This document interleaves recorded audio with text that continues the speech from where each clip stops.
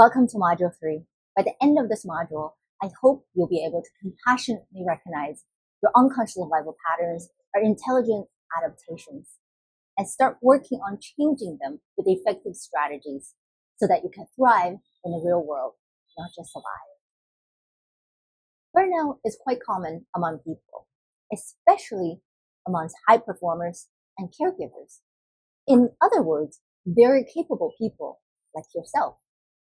Have you ever wondered, how did I become this way?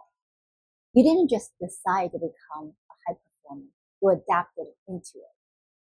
Behind your drive, your work ethic, your high standards, there's an internal emotional blueprint, a set of internal rules about what you need to do to feel safe, worthy, or loved. We'll uncover the subconscious forces driving your survival patterns and burnout, so you can begin the healing and lead from a place of inspiration. Many people unknowingly operate from internalized patterns that began in childhood. As children, you adapted to what was going on around you in order to survive, sometimes by pleasing others, strive for perfection, or withdrawing into yourself. These patterns are nervous system responses developed to keep you safe, accepted, and loved, which equates to survival to a child. As adults, these old patterns still shape how you react to stress, work, and relationships. Your body linked achievement, approval, or perfection to survival itself. You may take pride in your drive, your disciplines, and your ability to deliver when others can't. These qualities are real and they're powerful. But sometimes, under the push to achieve, there may be another quieter layer. Maybe a feeling that is not quite enough. Maybe a fear of what might happen if you slow down. Or perhaps an inner voice that questions your worth if you're not doing something. Do you recognize any thoughts that sort of sound like this? If I succeed, I'll finally be enough. If I don't upset anyone, I'll be liked. If I'm the best, no one can criticize me.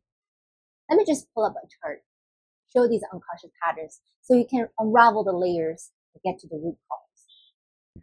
As we can see in this chart, some typical behaviors. People pleasing, for example, is caused by fear of rejection. Many people have this tendency to overcommit, afraid to disappoint, therefore saying yes when they really mean no. Overachievers tend to have this fear of not being enough to be loved. And they experience chronic stress. Their self-worth is tied to the productivity and performance. Perfectionism is really coming from the fear of criticism and shame. Therefore, they work tirelessly and at the same time hypercritical of themselves. Never feel like it's done. The truth is, these survival patterns made you successful, but they're also exhausting your nervous system now. That's why you feel drained, angry, or even depressed. Healing is necessary for your long-term well-being. The good news is you can change these feelings by learning the strategies to bring your nervous system to ventral vagal regulation, the calm state, instead of pushing it to overdrive. Unwinding these patterns isn't abandoning excellence. It's about shifting from driven by fear to lead by freedom. When you heal the original emotional wounds, your success can flow from a place of inspiration, joy, and purpose, not survival. And this is where true thriving begins. The next question is, what do you need to do now? Let's begin with a new way of speaking to yourself. When you notice yourself pushing too hard, saying yes when you mean no, or chasing an impossible standard, instead of keep pushing or criticizing yourself, let's pause and ask, what's my nervous system trying to protect me from?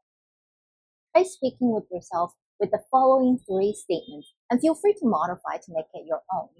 Thank you for the ways you protected me. You've carried so much for so long. You did well. Now it's safe to choose differently. When compassion and forgiveness replace judgment and criticism, healing and transformation come naturally. Now you have homework to do. I'll see you in the next lesson.